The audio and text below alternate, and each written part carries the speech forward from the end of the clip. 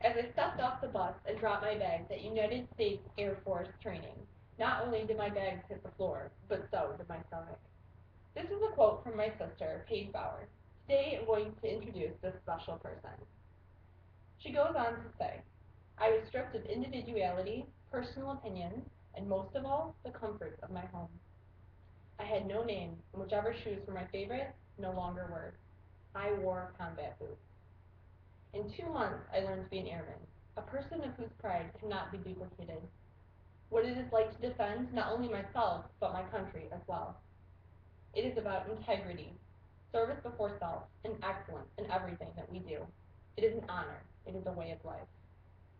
I can't tell you what I thought I would be doing at this time in my life back then, but now I am able to tell you I couldn't picture myself doing anything else. My twin sister is an American airman.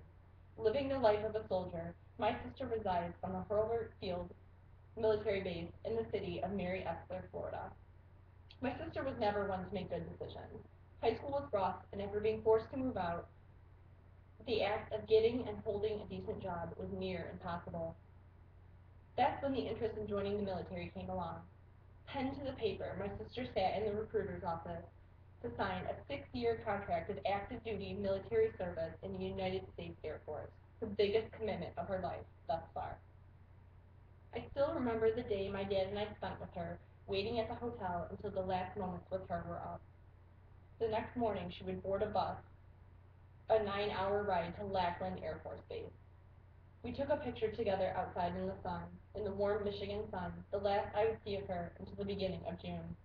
It was only the beginning of April.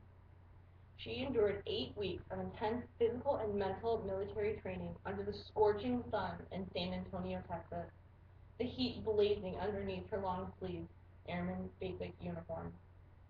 My sister is a soldier, a fighter. Only a small cot and flat pillow to rest her head at night, a 4:30 a.m. wake-up call by a drill sergeant, and limited choices for meals in the chow hall. This was not an easy journey. Privacy, that was no longer an option. You shower with 60 other girls and get out. Phone, social media, texting, not allowed.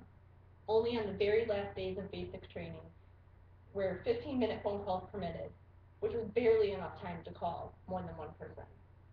Free time, if you can find any, before lights out by 10 p.m. Little did my sister know that this was a lesson in disguise, a pinch of harsh reality. But was it worth it in the end? Absolutely. It's been 8 months since my sister graduated from basic military training and became an official airman, who is now known as Airman First Class.